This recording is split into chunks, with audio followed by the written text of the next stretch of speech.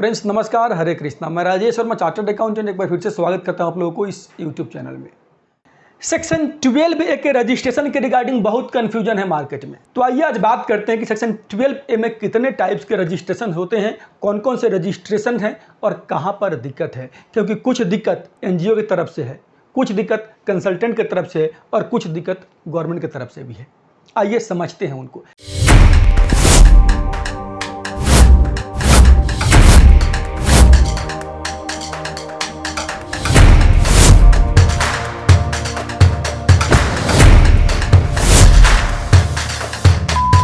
Section 12A subsection 1 clause AC के बाद जो सब क्लॉज 1, 2, 3, 4, 5, 6 है, ये 6 सब क्लॉजेज बात करता है types of registration under section 12A for NGOs।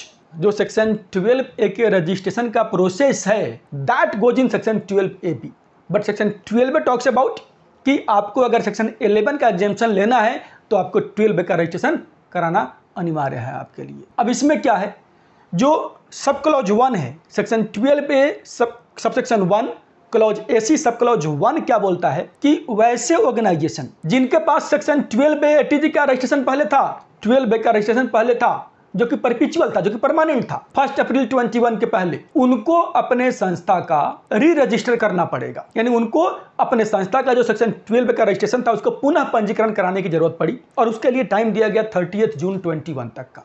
क्योंकि उस टाइम कोविड था, नई फॉर्म आई थी, लोगों को दिक्कतें हो रही थी, तो इस पीरियड को बढ़ा करके 30 सितंबर 2023 तक लाया गया। नहीं, 30 सितंबर 2023 तक का टाइम कई बार सर्कुलर के माध्यम से बढ़ा करके इसको आगे तक बढ़ाया गया। तो वहां पर क्या था कि आपके पास परमानेंट रजिस्ट्रेशन था पहले का, कि आपके पास पहले से सेक्शन 12A में परमानेंट रजिस्ट्रेशन है और आपको फॉर्म नंबर 10A में फिलअप करना है, अपना पुराना सर्टिफिकेट अटैच करना और कुछ डॉक्यूमेंट्स अटैच करना है, ऑटोमेटिकली आपके पास नया सर्टिफिकेट आ जाएगा and that certificate is valid for 5 years. यहां पर दिक्कत कोई नहीं है क्योंकि ऑटोमेटिक है, आप अप्लाई करेंगे आ जाएगा।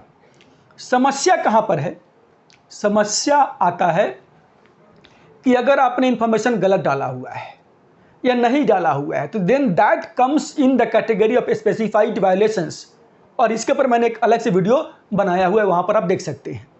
आइए बात करते हैं सब क्लॉज 2 के बारे में कि अब जो सर्टिफिकेट जो मिलेगा सेक्शन 12A के तहत उसका पीरियड दिया गया है 5 ईयर्स, यानी वो 5 साल के लिए मान्य होगा। हर दशक में आपको 2 बार इनकम टैक्स डिपार्टमेंट के पास जाना पड़ेगा, अपने सारे डॉक्यूमेंट्स चेक कराने पड़ेंगे और एक बार पुनः रजिस्ट्रेशन करा के यानी रिन्यू करा के आपको आगे बढ़ना पड़ेगा। तो 5 साल के बाद जो रिन्यूअल होगा वो renewal will be in sub clause 2।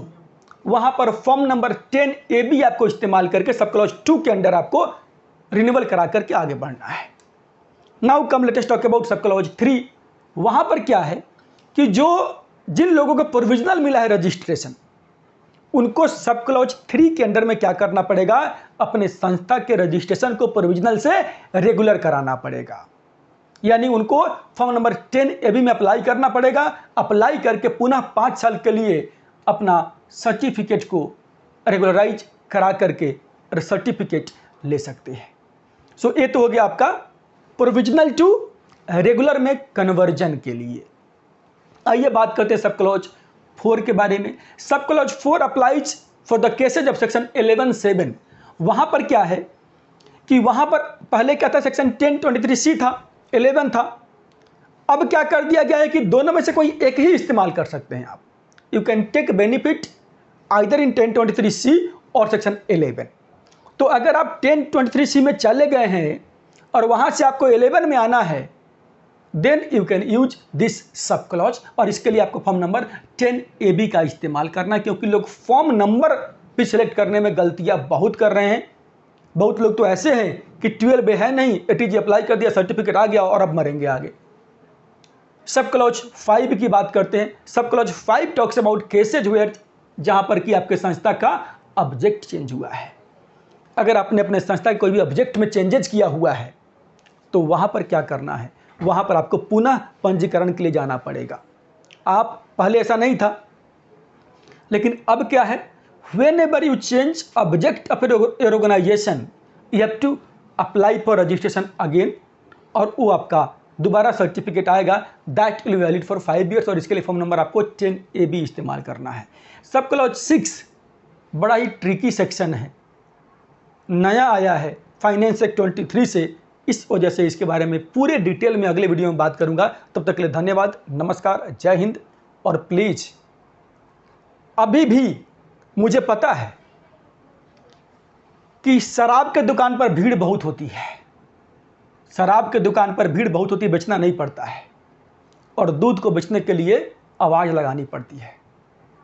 मुझे पता है मैं करेक्ट और फैक्ट प्रोवाइड कर रहा हूँ आप लोगों को, मुझे तकलीफ़ें होंगी लेकिन आप लोगों को समझा के मानूंगा।